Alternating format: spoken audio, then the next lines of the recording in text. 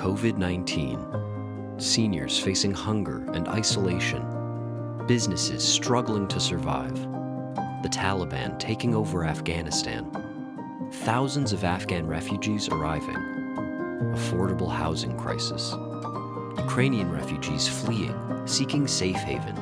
For JFS Washtenaw, these are not just headlines about events in distant places.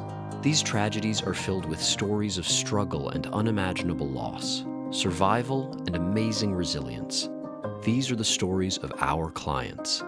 For almost 30 years, we've been there for thousands of people whose journeys brought them to our door, providing services that bring relief, ensure dignity, and restore hope. For many of our clients, having food on their tables means not only avoiding hunger, but most importantly, that they are cared for and not alone. People need food to live, and just that connection to the outside world when you're ill or isolated, which we've seen so much of during this pandemic, is everything to people.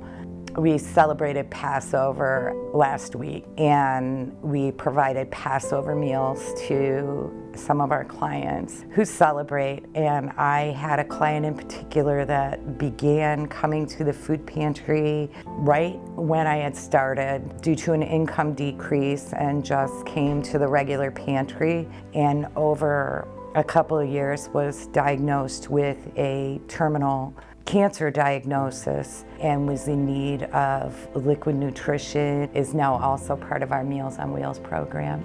I got a call from him, and he was broken up and in tears saying, you know, I've spent 75 years celebrating Passover at a Seder with friends, family, and I'm alone and sick. And when I received the Passover meals with the Seder plate, it just brought tears to my eyes, because you guys think of everything.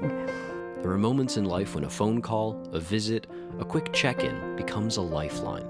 Especially for our elderly clients, the human connection we provide is often their only contact with another person. I really love older adults in our society. I feel like they are the ones that sort of get left behind because they aren't seen as valuable in a lot of ways anymore. And I really want to spend my life restoring the dignity that is actually inherent there.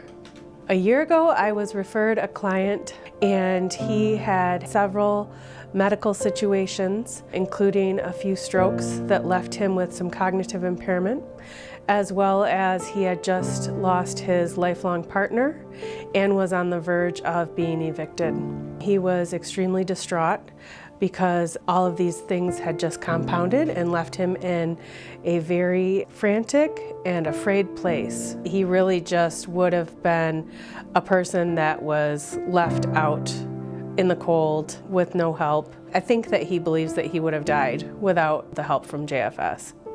We were able to create a way that he would be more sustainable and self-sufficient in the community, and he is that now. He's much happier and healthier. Over the years, dozens of our staff started out as our clients. Betra is one of them. I came to the United States in 2016. I left my country escaping prosecution. I know what separation means. I left my sisters, brothers, my father, mother, all my beloved family. All the services provided by JFS were really life-changing. My wife and I came only with 2 bags. We came only with hope. We were picked up by JFS staff and a JFS driver, and they were really very kind. They planted hope in us that day. I know what it is like to be a refugee. I know how it feels when you leave your family, everything you have. I truly understand that, and I feel it, not only just understanding. I was the right candidate. I knew what refugees are struggling with. I knew what they want. One family, they were new to the country. They had no idea how they would start a new life. The father, he started to tell us his story. He told us that you are telling me that I will be fine, I'll find a job, I will have a home. When you gave me all this hope, it reminded me the situation of my children who were at that time back home. And he started to cry. We explained to them that they are in safe hands, and we were there to help them. We told them, you will have a house, don't worry. You will have enough money to buy food and put on your table. His children were struggling just to eat 3 times a day. Still, when I talk about it, it really makes me emotional. With every crisis addressed, family fed, and welcoming home set up for a new arrival, we are deeply grateful and honored to do this important work in partnership with hundreds of donors and volunteers who make our mission and its impact possible.